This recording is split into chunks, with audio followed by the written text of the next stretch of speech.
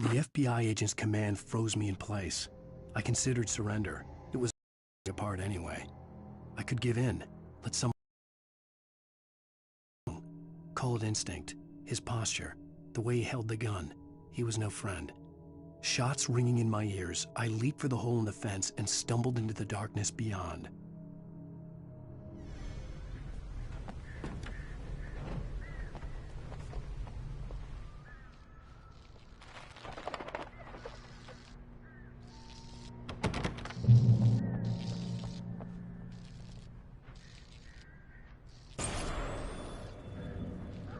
A story is not a machine that does what you tell it.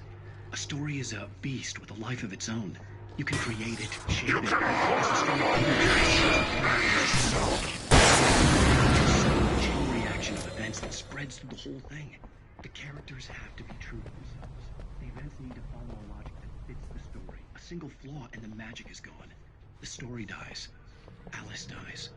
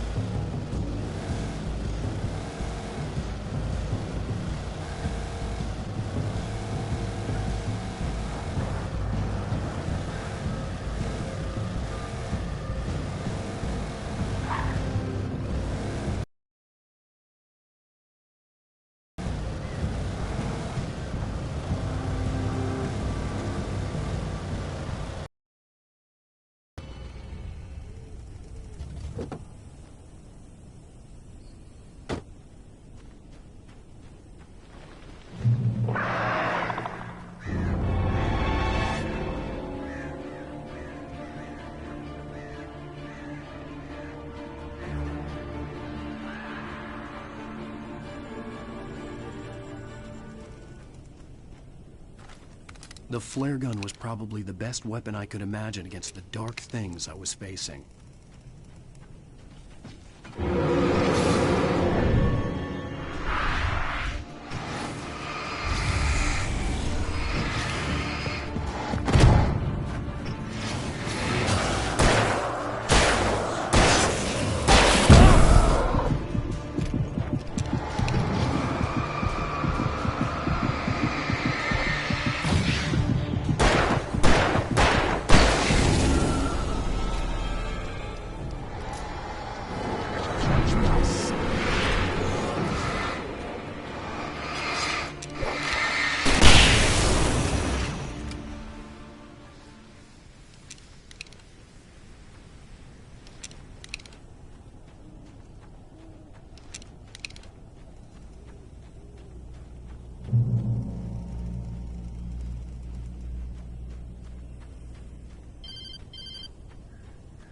It was the kidnapper. You son of a bitch! Where's my wife? Enough horseplay, Wake. You deliver the manuscript, and you can have your woman back. Simple as that. I don't... Listen. I'm gonna need time to finish it. I still need to write the ending. I need a week. It's not done? I need a week. 2 days. The old Bright Falls coal mine is nearby. You can find it easy, city boy. The main building, there at noon. You bring the manuscript, you'll get your wife. If not, well, get me? Yes, I get you.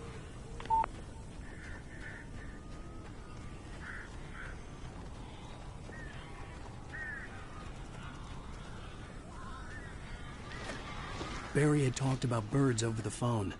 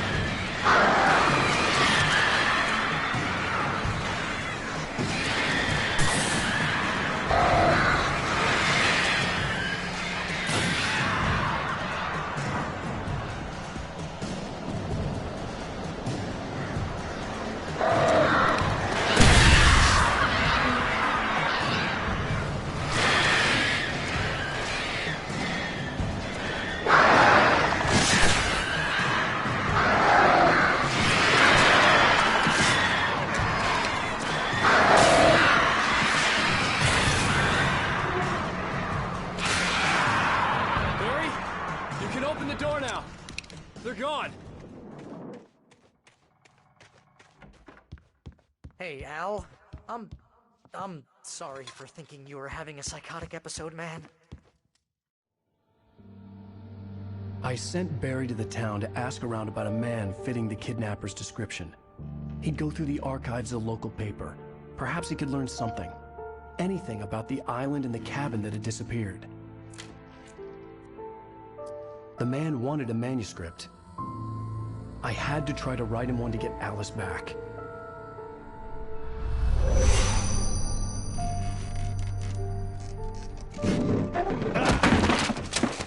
For me, the supernatural had always been nothing but a metaphor for the human psyche, a tool to use in writing fiction. Now, it was happening for real, and I couldn't put a single word on paper.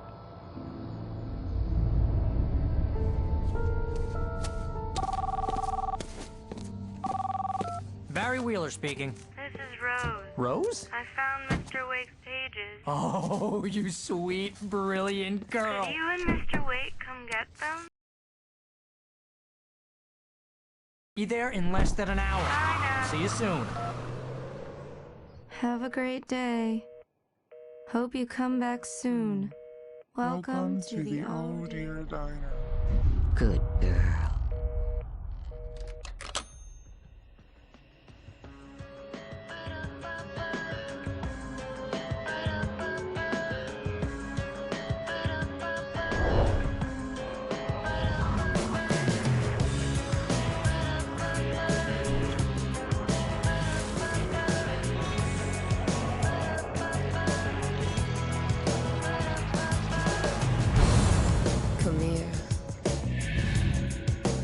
Pretty please, can you tell me where?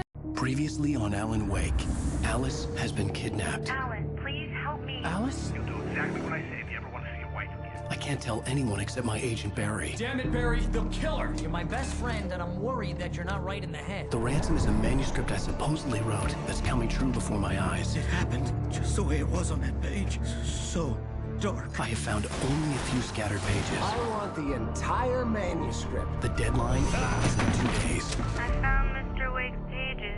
Good girl. How the hell did she get her hands on the manuscript anyway? I don't know. She's resourceful. I told you you were too hard on her. Listen, I found out all sorts of interesting stuff while I was digging around. Yeah. Mr. Wake, it's Sheriff Breaker. We have an FBI agent here, Agent Nightingale. FBI? He's anxious to see you. You'd better come to the station. Okay, I'll be right over, Sheriff. Let's make this quick, huh? Help you folks?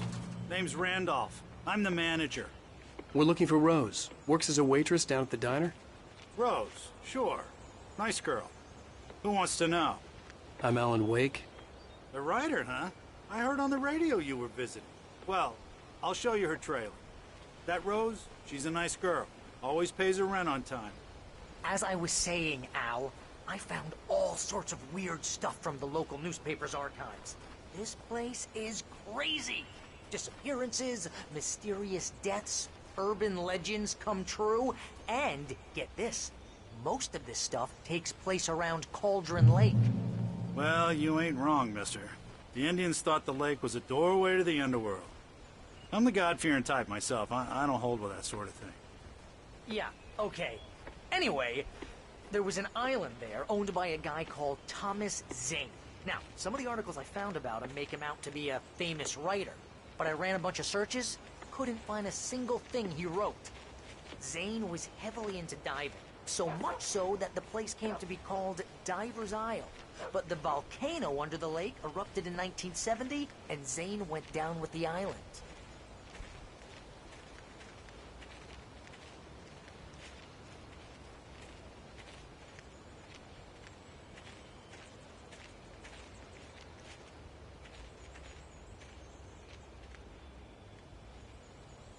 It gets better.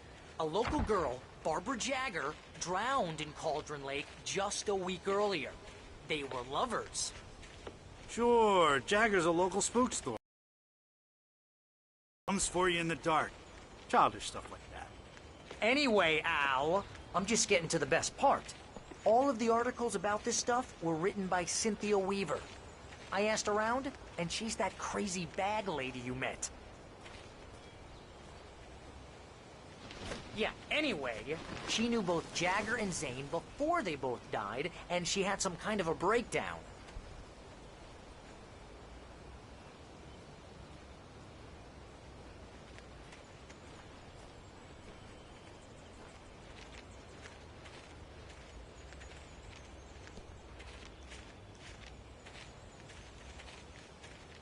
Well, mister, this here's Rose's trailer. You mind me asking what you want with her? We're just here to talk to her, pal.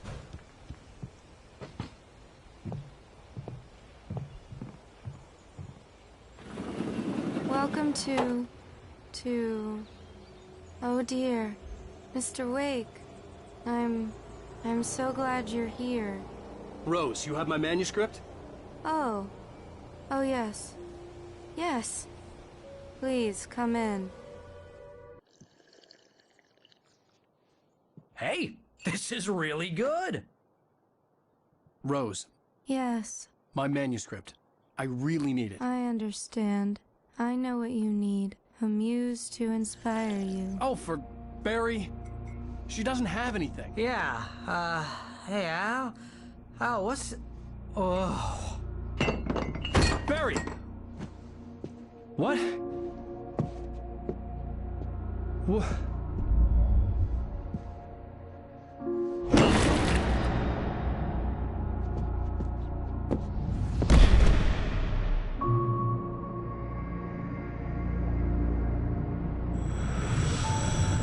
It's coming for you. hiding in my barber's skin. I'm too weak to stop it. You must turn the lights on. I promised I'd come visit you and your lovely wife. You must finish what you started. I insist. You must turn the lights on. Turn the light on. Back to work, boy.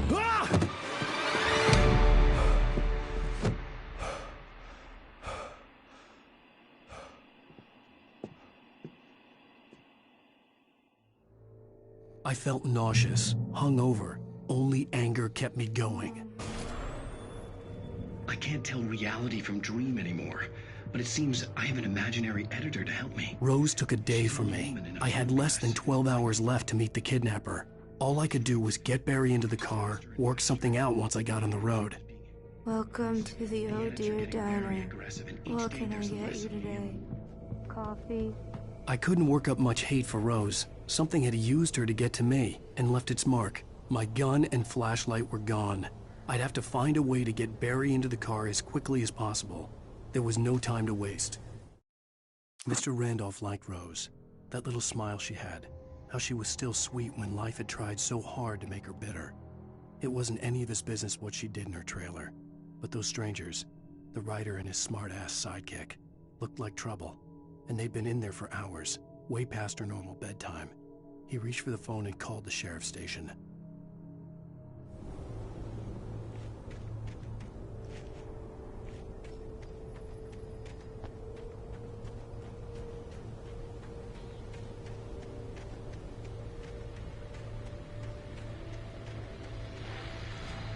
I just stepped outside to catch a breath of fresh air. Let me tell you, the weather's getting heavy. Nights like this make me especially glad I'm here talking to you and not home in bed.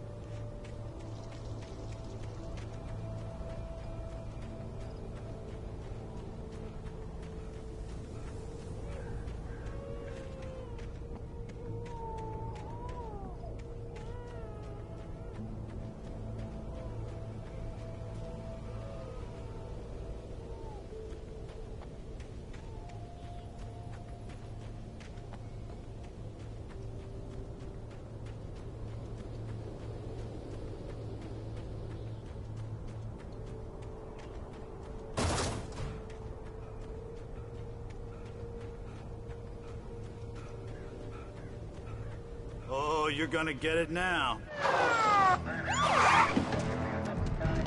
God knows what you've done to that poor girl. This is Agent Nightingale, FBI! Get him up, Hemingway! You're under arrest! You move a muscle, I'll unload right in your goddamn face! Stay right where you are, Slane!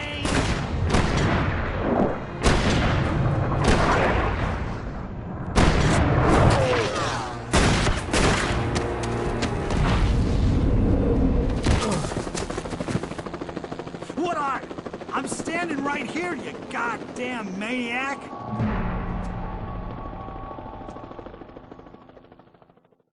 I hated to leave Barry behind, but there was no way I'd miss my appointment with the kidnapper. Give it up, Mr. Wake! Come on!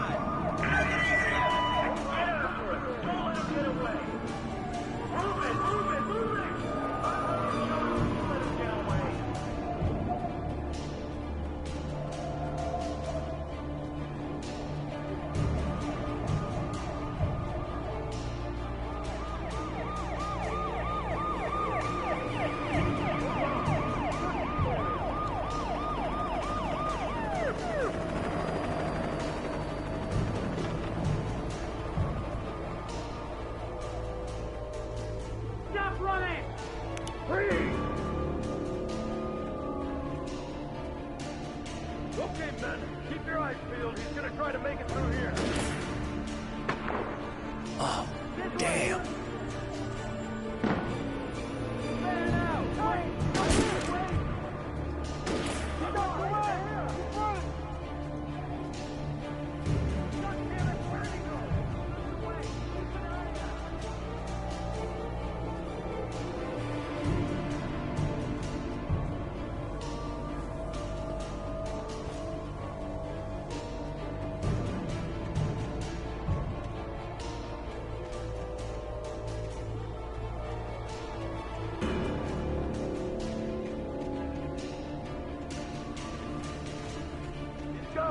Come on, guys. We need to head him off.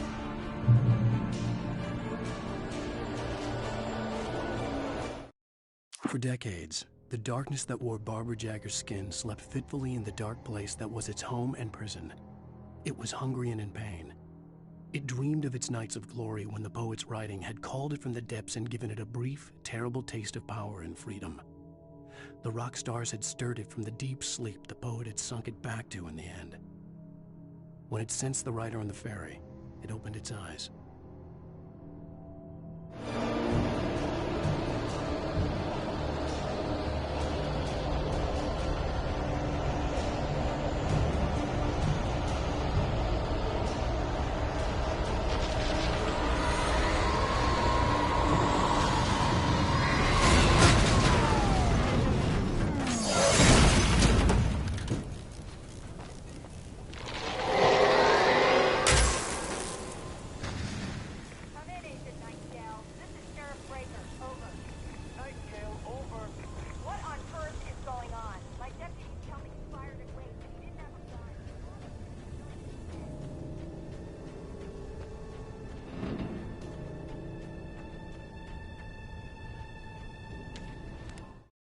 Rose didn't know how the strange old lady got in her trailer, and she looked wrong somehow.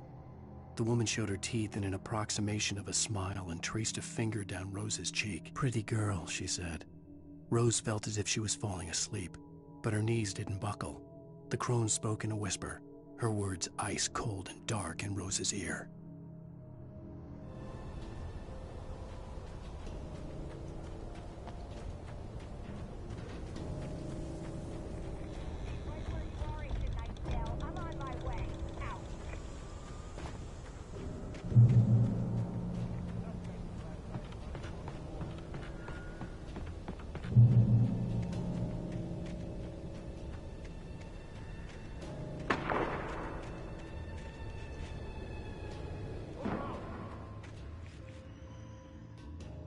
Search the area.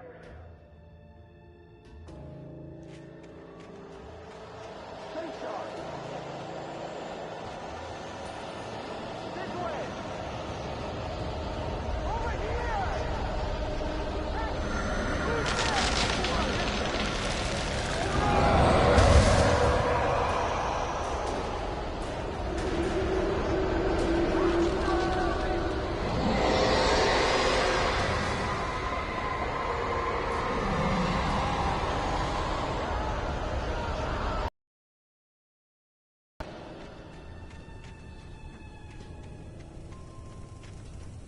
This horror was everywhere I went, circling me.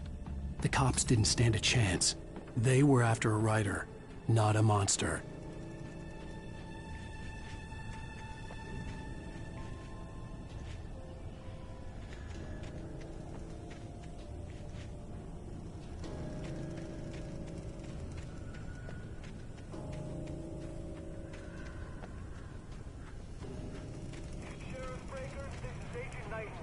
I've lost contact with Wilson men you assigned to me. It's Wake's doing. Wait, are you seriously telling me that geek writer just took out my deputy?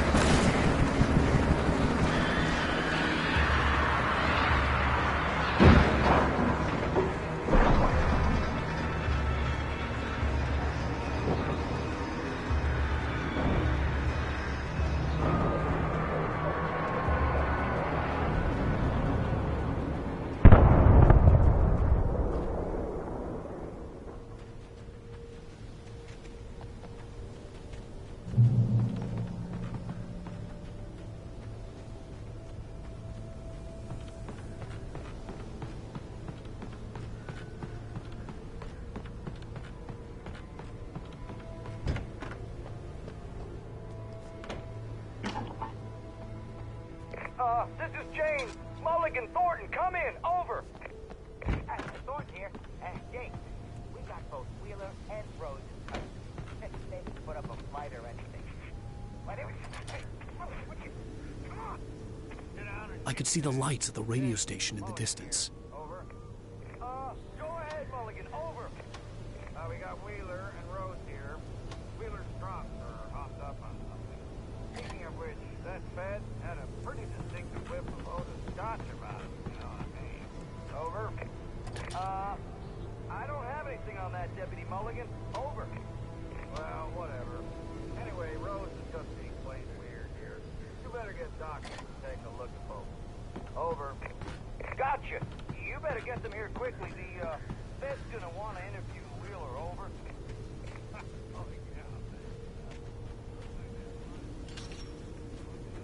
I imagined that the broadcast tower in the distance was part of the local radio station. Maine seemed like a decent guy. Perhaps he could give me directions to the coal mine.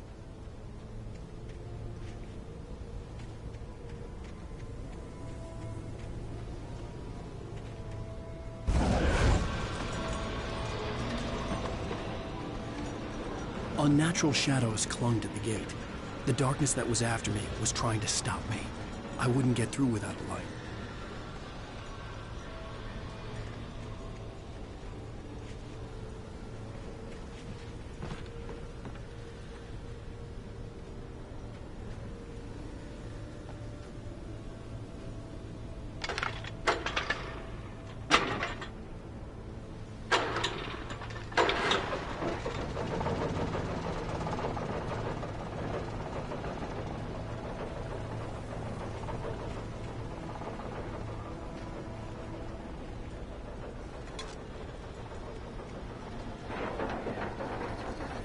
The old generator conked out. I'd have to see if I could fix it and try again.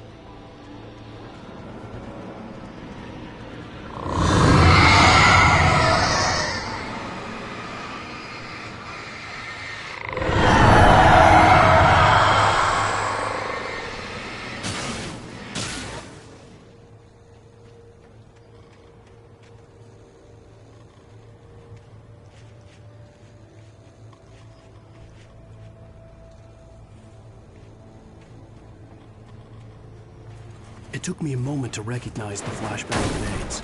They were an ideal weapon for my situation. Team 1, come in. Over. Team 1, this is Sheriff Breaker. Report. Over. Team 2, come in. I need a report. Over. Come on, guys. Talk to me. Come in, please.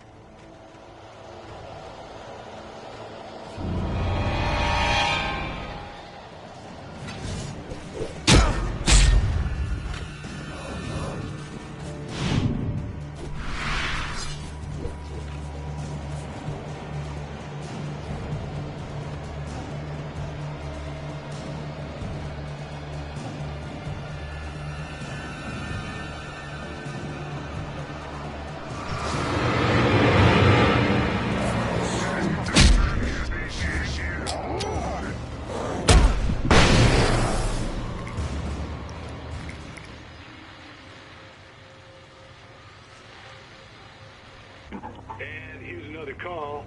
You're on KBFFM with Pat Maine. It's Milt Peabody, Pat. What's on your mind, Milt?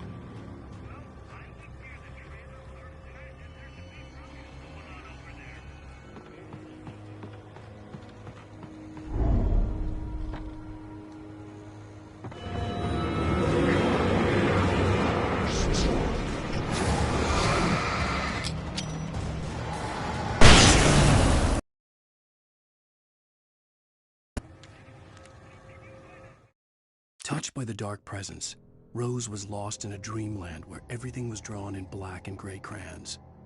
The old lady had promised her that all her wishes would come true. She would be Alan Wake's muse. She was smiling so hard it hurt her face. She crushed a bottle full of sleeping pills into the coffee. Deep down inside, she was screaming in terror.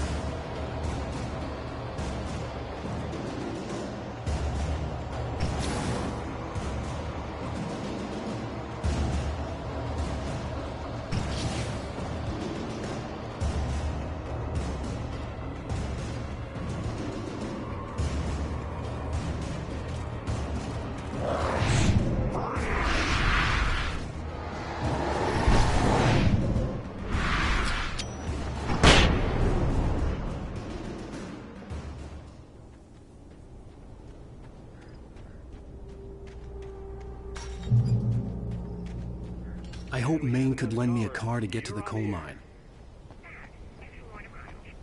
Why, hello, Lorna. What do you have for us?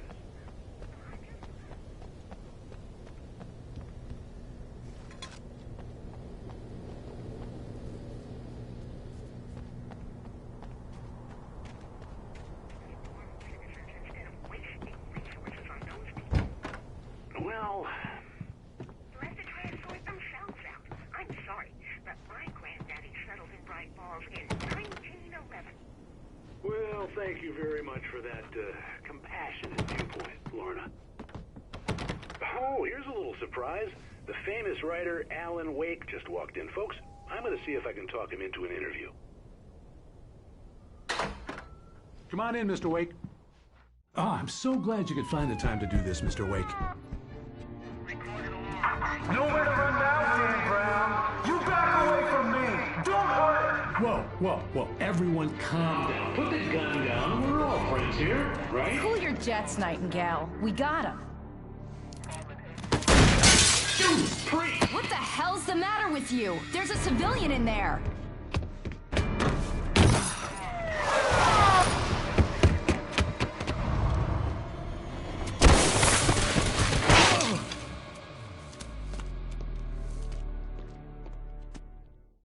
I'll get you yet, even if it kills me. You hear me? You hear me, H.P. Lovecraft? I had fallen off so many cliffs it was ridiculous. That's what you get for naming a book The Sudden Stop. It was probably good I hadn't had the chance to tell Maine where I was going. I'd have to lose the cops and find my own way to the mine. Nightingale stared through the broken studio window into the dark woods. He turned around, started to walk out, but Maine grabbed his arm. "Young man, you almost shot me. You don't shoot off rounds at people like that. What's the matter with you?" Nightingale shook his arm free, marched out. His cheeks burned with rage and humiliation.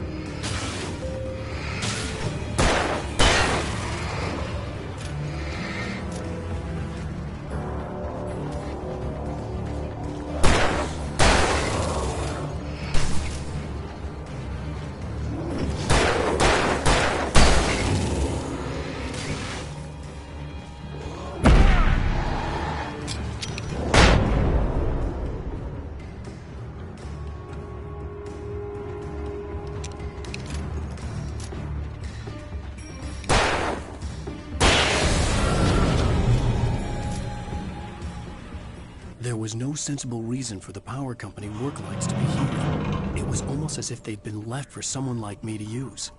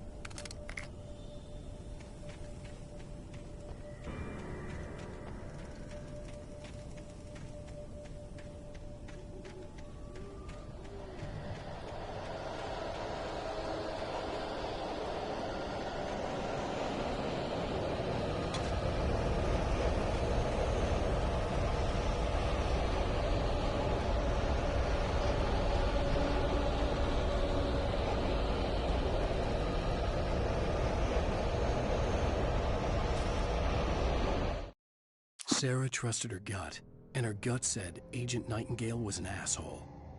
He felt wrong, and it wasn't just the smell of stale booze.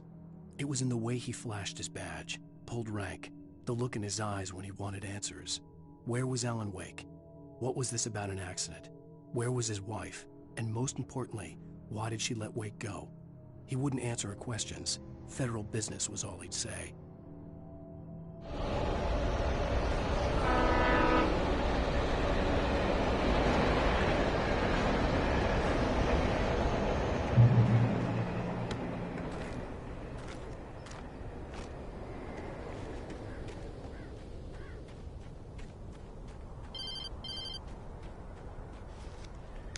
Hello? The most stubborn man I've ever met. Alice? Alice? Alan. Alan. I'm so afraid. Keeps me in the dark. Please help me. I look at you, Alan, and it's not you. Something else. Looking out from behind your eyes.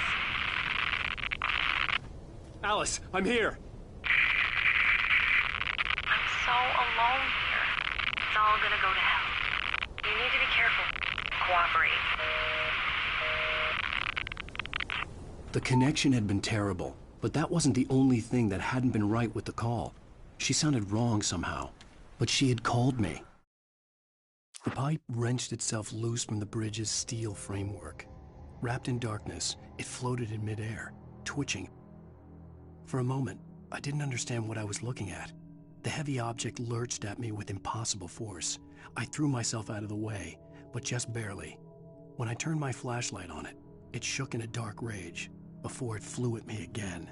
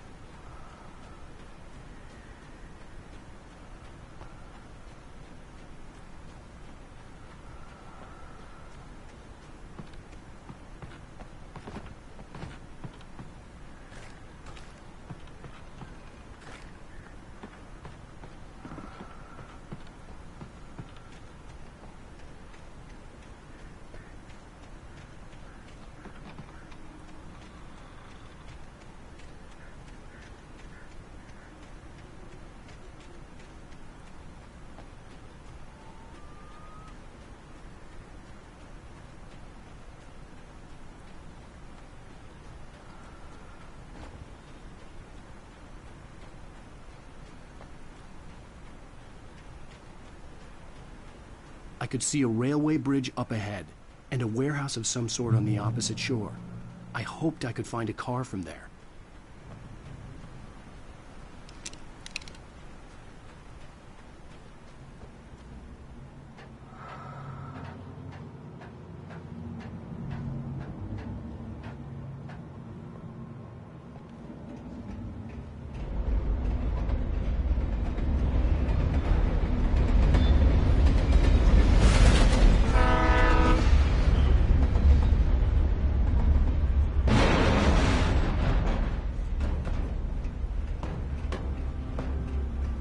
The darkness that was pursuing me was growing stronger, and it was taking over everything in its path.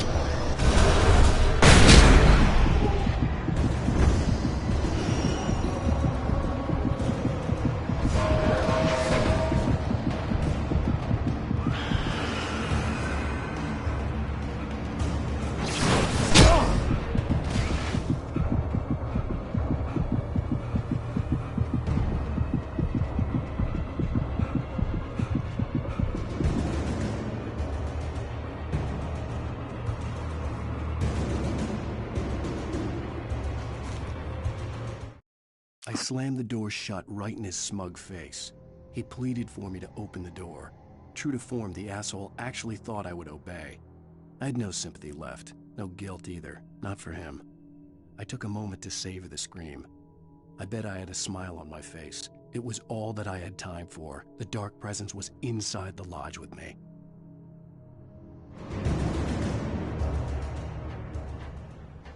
As a teenager, just starting to get interested in writing, Stephen King had been a source of inspiration to me. I thought about all the inanimate objects that had come to life in his books. No one is safe in a good horror story. Certainly not the protagonist. That's what makes them fun. This was anything but. The darkness could possess anything, and it was getting closer.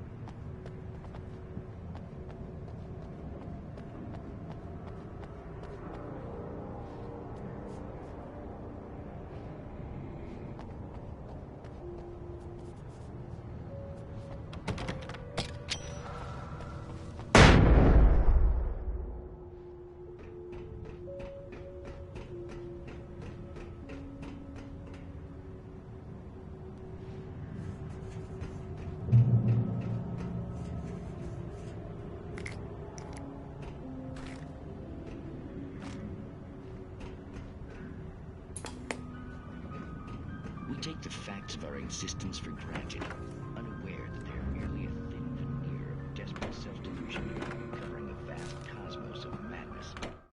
The darkness surged towards me, sucking everything loose from the ground into its depths, tugging at my clothes. I saw the flare the kidnapper had dropped and threw myself towards it just as I felt my feet leave the ground. The darkness embraced me with the force of a tornado. Somehow I managed to light the flare. The darkness roared and cast me away.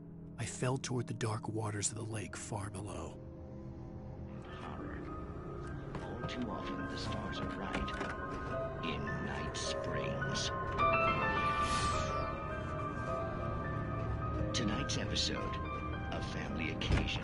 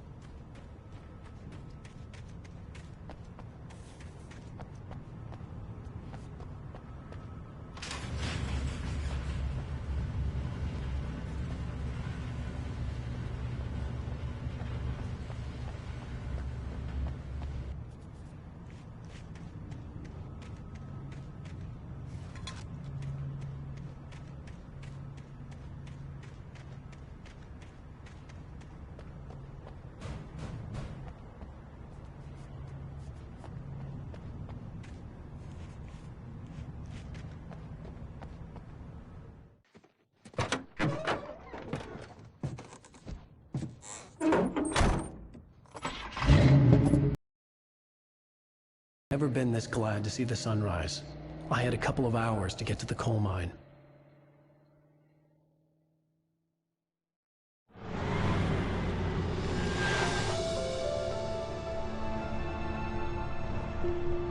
The coal mine wasn't far now.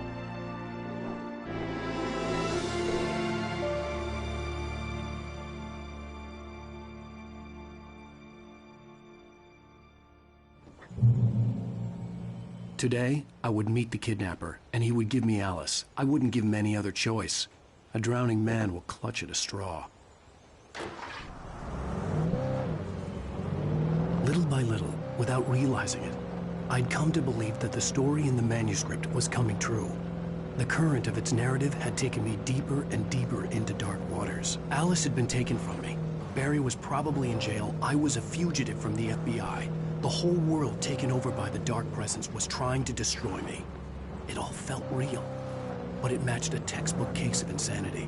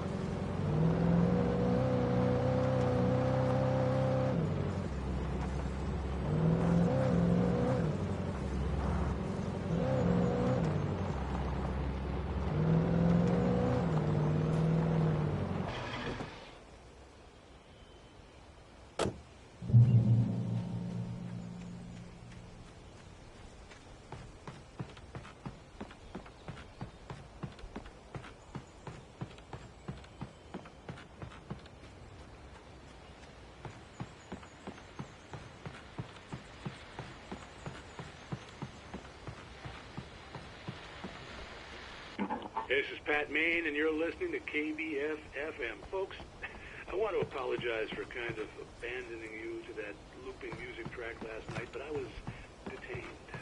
You see, I encountered a big shot G-Man on G3.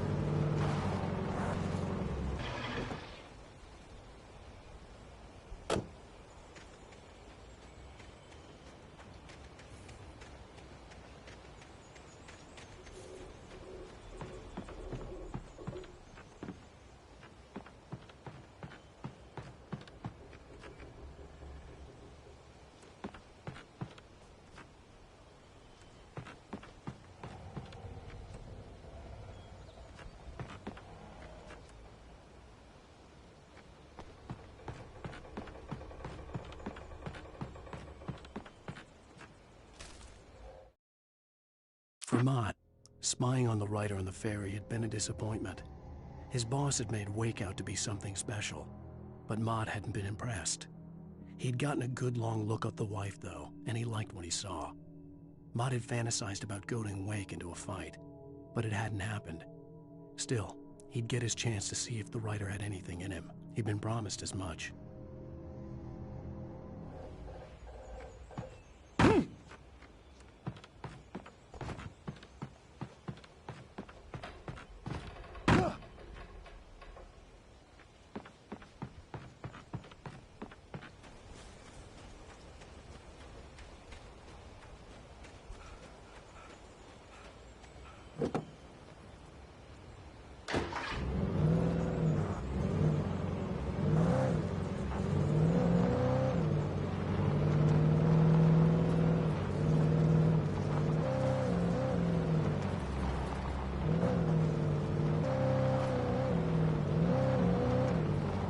I was early, I was supposed to meet the kidnapper at noon in the main building. The coal mine was quiet. It was a museum now.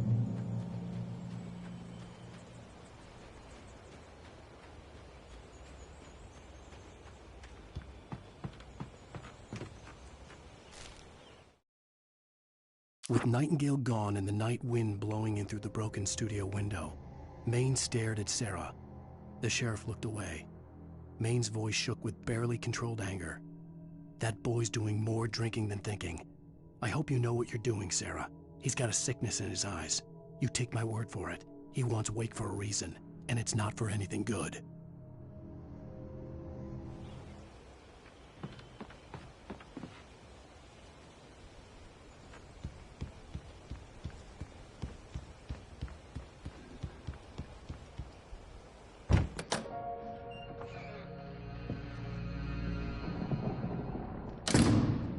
I didn't want to go outside.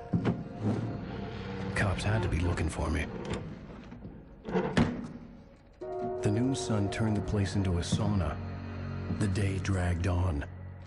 Different scenarios ran through my mind. Ways of how I'd torture the kidnapper to get Alice back. Or the different horrible things he could have done to her. I imagined her dead. I had no way of knowing she was still alive. It was killing me. I was running on blind hope. It was all a waste of time. The bastard never showed up.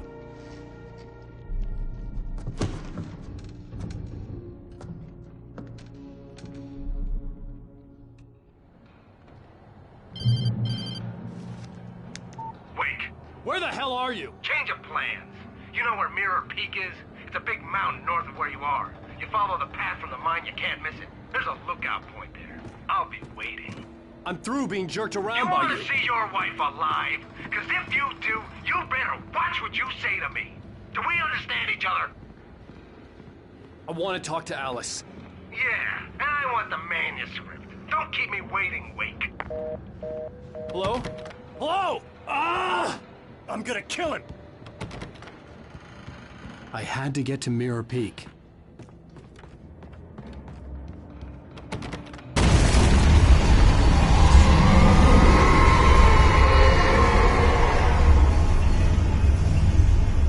It was close.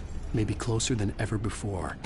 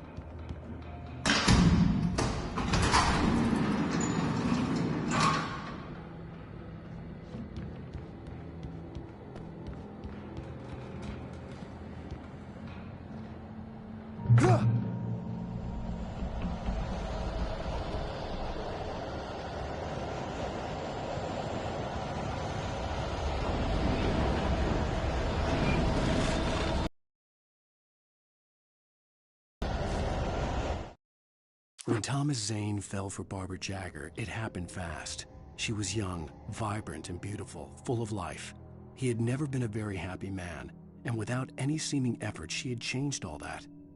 Zane felt good for the first time in his life. Everything she did was another piece of a jigsaw puzzle he hadn't even known he'd been missing. And best of all, she made the words flow, strong and sharp. She was his muse.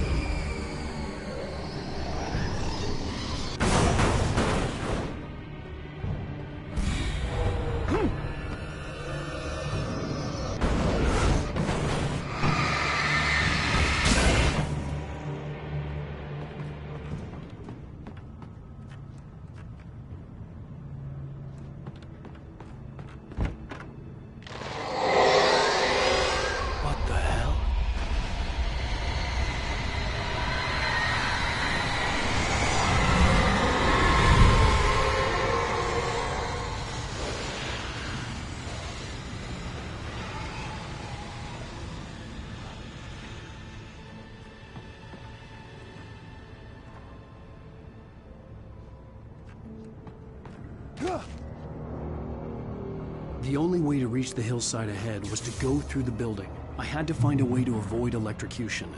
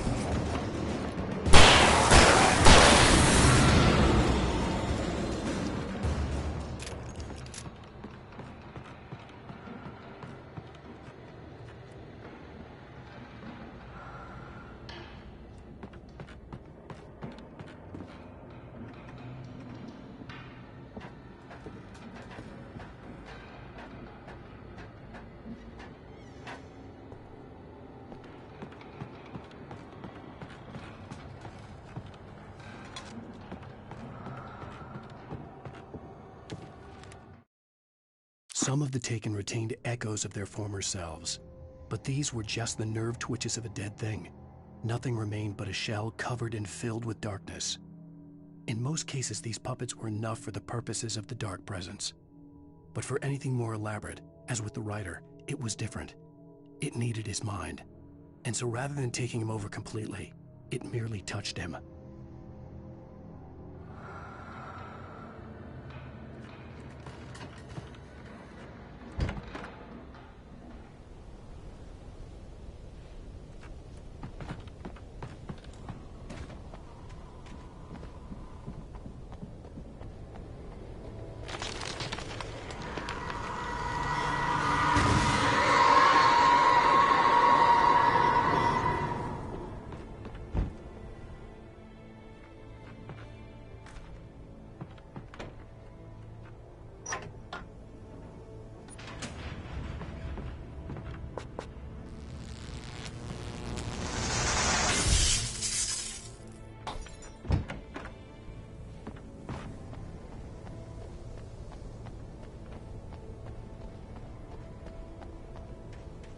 There was no way the flashbang grenades were Standard Power Company equipment.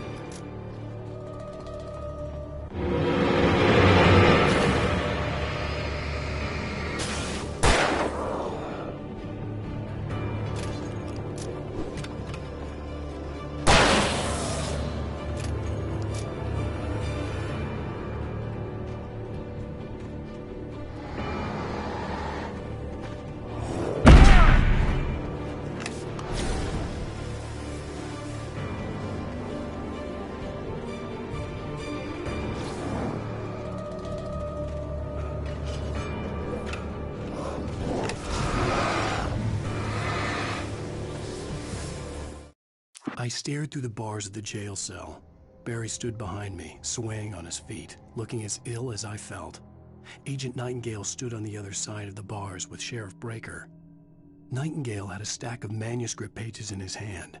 He seemed unhinged as he gloated. "Well, I've got you now, Raymond Chandler. It's all here. All the evidence, including conspiracy to murder a federal agent."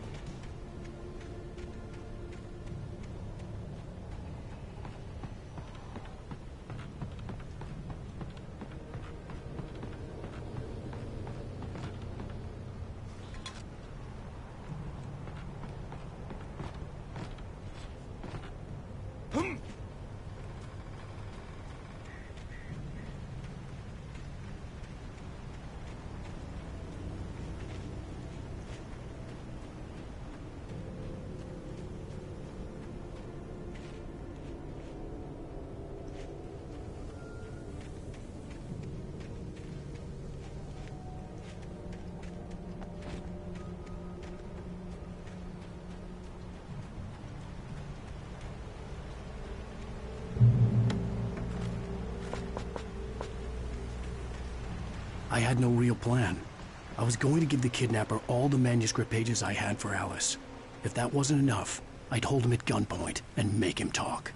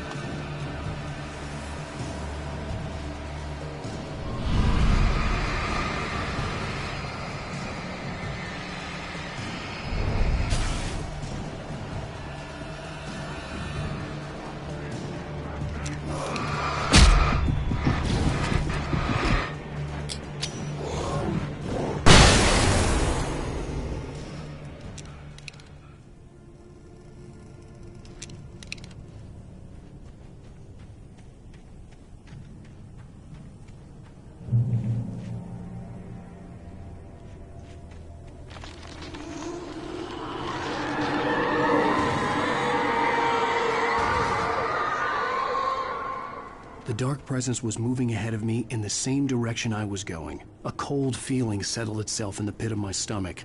Was it going for Alice? The graveyard shift may cause cancer.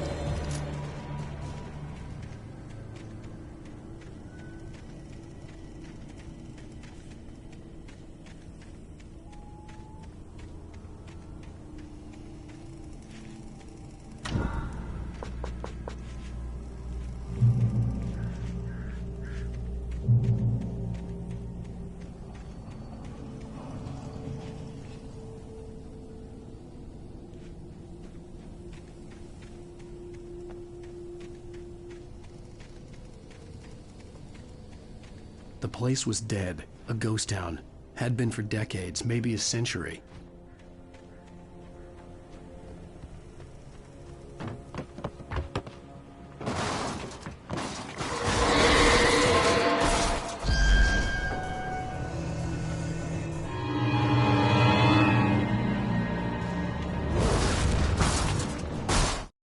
Things were never as simple in real life as in fiction. I had lost count of the times I had wished there'd be a clear reason for my writer's block. Something to fight, something to lash out on. There wasn't. I was filled with doubt. I was nothing like the hero in my books. Alex Casey had gone through his life with single-minded determination, never wavering from his goal. Even now, I was angry at myself, angry at Alice, angry at Barry. I was fumbling and I had no plan.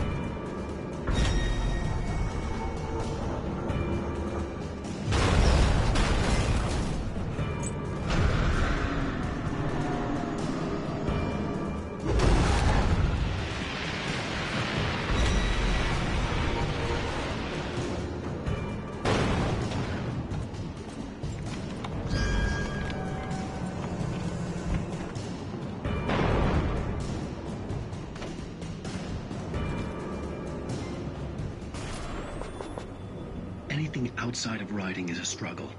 I feel ill. I managed to make my way downstairs. There's a shoebox filled with books and papers by Thomas Zane. It's very hard to focus, but I managed to read some of it. He's a poet, and a good one.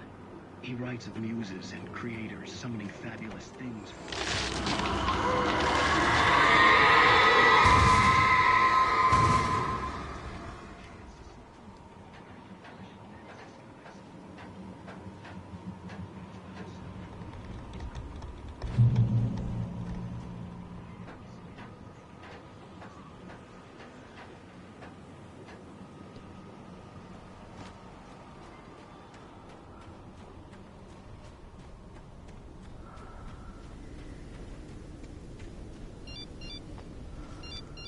The kidnapper had sent me a text.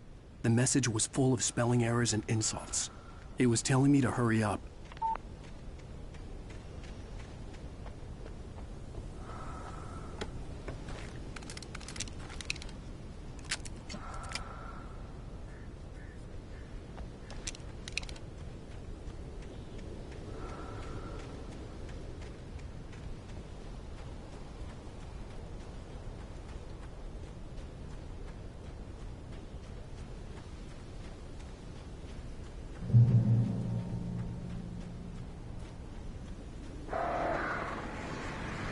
Birds.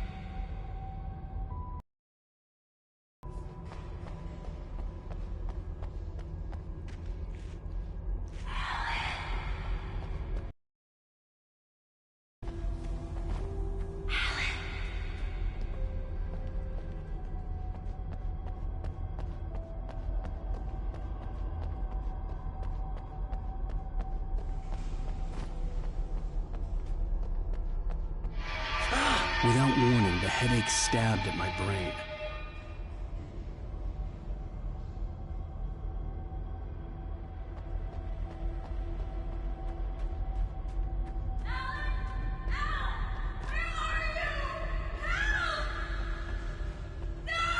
Alice?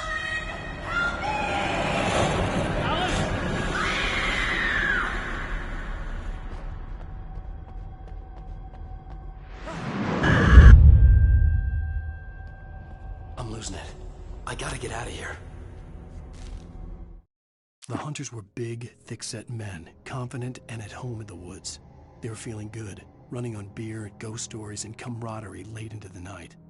It did them no good, as they were taken by the dark presence, sucked deep into a darkness far worse than any ghost story they ever told or heard.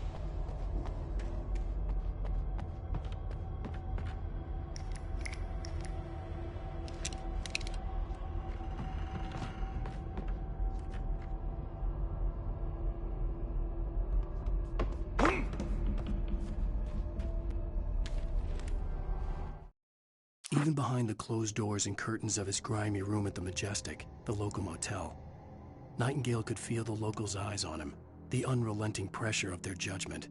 He forced it out of his mind. For all he knew, they could all be under Wake's spell already. You do what you have to do to get the job done. He took comfort from the bottle in his hand. Please, he thought, just let me get through this.